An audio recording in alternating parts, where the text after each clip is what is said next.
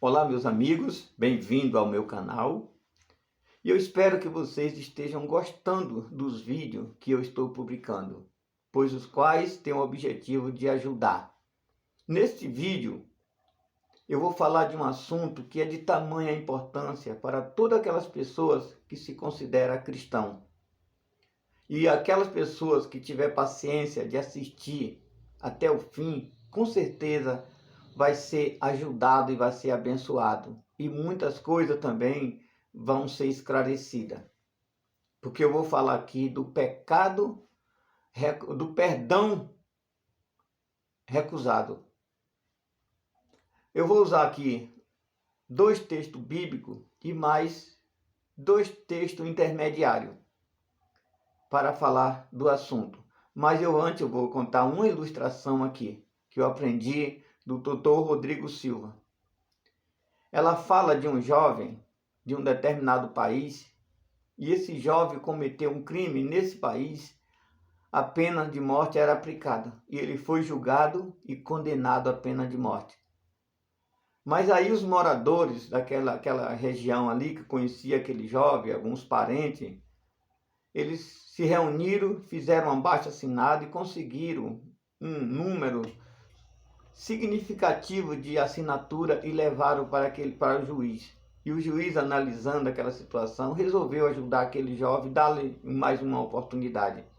Mas ele fez o seguinte: ele se vestiu de líder religioso, um padre, um pastor, sei lá, um reverendo, né? E foi até aquele quartel onde aquele jovem estava detido ali.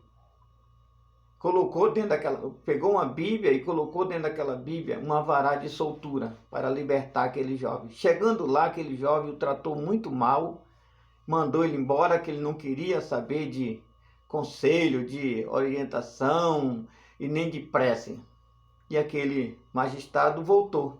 Quando ele saiu, o carcereiro foi e falou com aquele jovem: cara, você cometeu outro crime, desta vez contra você mesmo. Aquele cidadão não era um líder religioso como você imaginava. Aquele cidadão era nada menos do que o juiz que vinha lhe libertar, mas você não quis. Passou-se alguns dias, aquele jovem foi levado para o local de execução. Alguns minutos antes, deram oportunidade para ele falar alguma coisa, as últimas palavras, né? E ele falou: saibam vocês que eu não estou sendo morto pelo crime que eu cometi, mas pelo perdão que eu recusei. Agora nós vamos para o livro de Salmo, no capítulo 32, nos versículos 1 e 2. Fala assim: bem-aventurado aquele cuja transgressão é perdoada e cujo pecado é coberto. Bem-aventurado o homem a quem o Senhor não imputa maldade e em cujo espírito não há engano. Todo mundo quer ter o seu perdão dos pecados cometidos. E Deus, ele se manifestou para nos perdoar esse pecado. Existem 2 tipos de pecado: aquele que nós pecamos conscientemente pelas nossas fraquezas, nossa dificuldade, ou talvez até pela desobediência, mas existe aqueles pecados que muitas vezes cometemos até tentando fazer o bem, tentando ajudar alguém. E tem a vez também porque nós não temos a convicção do pecado, nós pecamos e não percebemos que é pecado. E a Bíblia está dizendo aqui que Deus cobre determinado pecado. São aqueles pecados exatamente que nós fazemos sem más intenções. Às vezes não existe maldade em nós no momento que a gente toma alguma atitude e é pecado. Nesse momento, Deus, ele entra na nossa vida como um advogado e como um juiz. Como advogado, ele nos defende no tribunal da acusação e da condenação. Como juiz, ele nos resgata, nos liberta e nos absolve do tribunal da acusação e da condenação. Porque o que não falta é acusação para nos condenar, porque nós pecamos por natureza. Mas acontece que em Mateus, no capítulo 7, nos versículos 1 e 2, Jesus Cristo está dizendo assim: não julgueis para que não sejam julgados, porque na mesma proporção, com o mesmo critério que você julga, vocês serão julgados. E com a mesma medida que medirdes, será medido. E muitas vezes nós queremos o perdão de Deus pelos nossos pecados, mas nós não perdoamos as pessoas. E nós vamos ver que em Mateus, no capítulo 18, nos versículos de 23 ao 34, Jesus conta uma ilustração de um servo mau, um servo malvado. Aquele servo, ele tinha uma dívida com o seu senhor, e o seu senhor, chamando para prestar conta, ele não tinha com que pagar. E aquele senhor falou que ele tinha que ser vendido, ele e a família dele, os filhos dele, a mulher, para pagar aquela dívida. Ele prostou-se diante daquele senhor, pedindo-lhe perdão, pedindo-lhe ajuda, misericórdia, e o Senhor perdoou ele. Mas, em contratempo, ele foi até o seu conservo, que também lhe tinha uma dívida.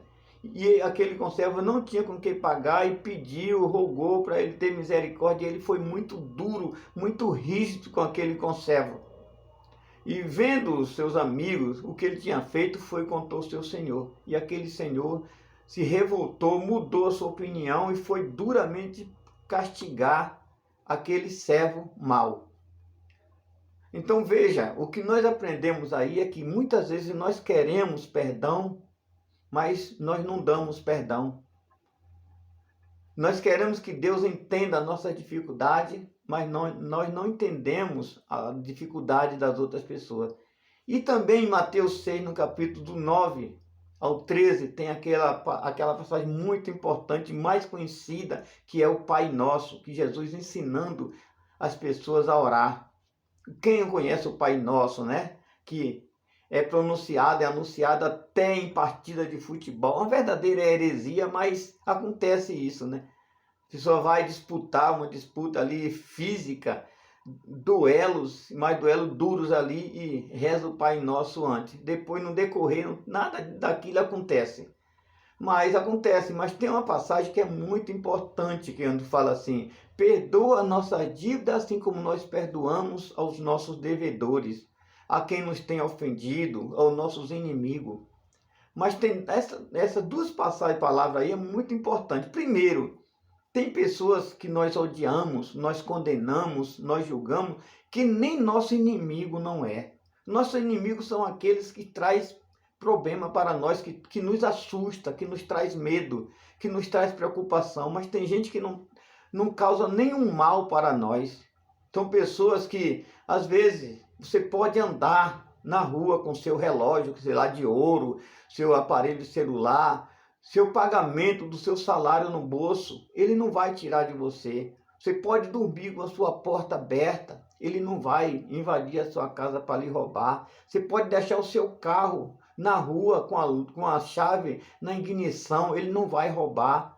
Se você encontrar com ele na rua, ele não vai lhe fazer mal nenhum. Essa pessoa não pode ser nosso inimigo, porque ele não nos traz nenhum pavor. Nós é que fazemos ele o nosso inimigo. Outra coisa, perdoa a nossa dívida. Muitas vezes, essas pessoas não têm dívida nenhuma conosco. Ele não deve nada para a gente. Nós é que criamos uma dívida fantasma para condenar aquela pessoa.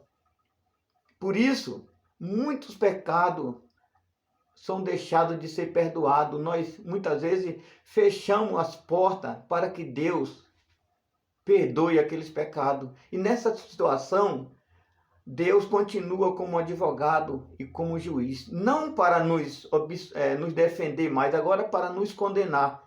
E como juiz, não para nos resgatar, ou nos libertar, ou nos absolver, mas sim para nos condenar, porque nós estamos dando oportunidade para Deus nos julgar como nós julgamos as pessoas.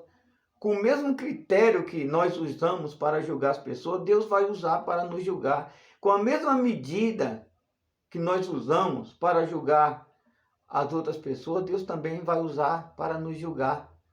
para nos medir. Por isso que muitos pecados são deixados de ser perdoados, porque muitas vezes nós estamos recusando o perdão que Deus tem para nos dar. Mas e aí? O que você achou? Você conhece alguém que está precisando ouvir esse vídeo? Manda o link para essa pessoa. Mas e aí? Comente o que você achou e que Deus possa estar lhe abençoando.